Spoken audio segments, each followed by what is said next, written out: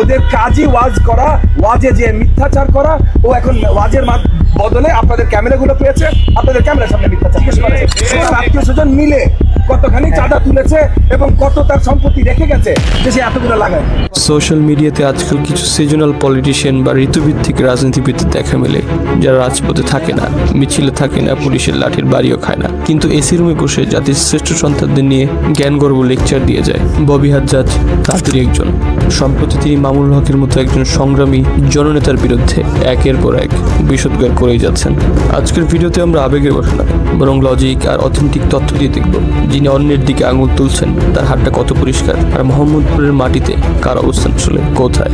ববি হাজ্জাজকে রাজনীতিতে নামতে স্ট্রাগল করতে হয়নি। তিনি জন্মেছেন সিলভার স্পুন অর্থাৎ সোনার চামচ মুখে নিয়ে। তার বাবা প্রিন্স মুসা বিন শমশের, যার আয়ের উৎস এবং সুইচ ব্যাংকের বিলিয়ন ডলার নিয়ে আন্তর্জাতিক মিডিয়াতেও তোলপাড় হয়েছে। এখন প্রশ্ন হলো, যিনি বাবার বিতর্কিত আয়ের উপর দাঁড়িয়ে আয়েশি জীবন কাটান, তিনি যখন দুর্নীতি আর নীতি নৈতিকতার কথা বলেন তখন সেটা নিতান্তই হাস্যকর শোনায়।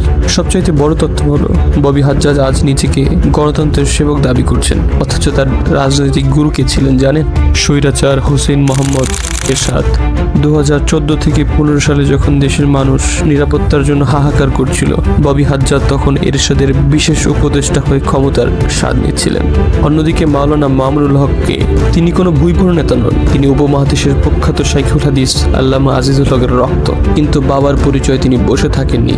রাজপথে ইসলাম ও দেশের প্রয়োজনে তিনি স্বৈরাচারের বন্দুকের নলের সামনে বুক পেতে দাঁড়িয়েছিলেন। হেফাজতের আন্দোলন থেকে শুরু করে মোদি বিরোধী আন্দোলন।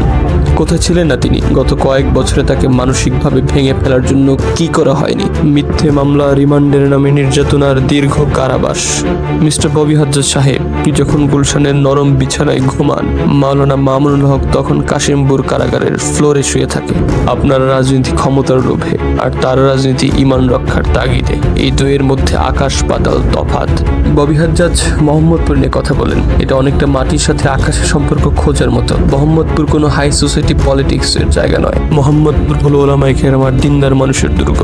জামিয়া রহমানিয়া থেকে শুরু করে এই এলাকার প্রতিটি অলিতে গলিতে মামুনুল হকের বিচরণ। এখানকার মানুষের সুখে দুঃখে, মসজিদ মাদ্রাসার সংকটে মামুনুল হক ছিলেন অভিভাবকের মতো। নির্বাচনের সময় আপনি মোহাম্মদপুরে এসে ফটো সেশন করেন, আর মামুনুল হক এই এলাকার মানুষের হৃদয়ে বসবাস করেন। এখানকার মানুষ ভালো করেই জানে কে তাদের আপন আর কে তাদের বসন্তের কোকিল।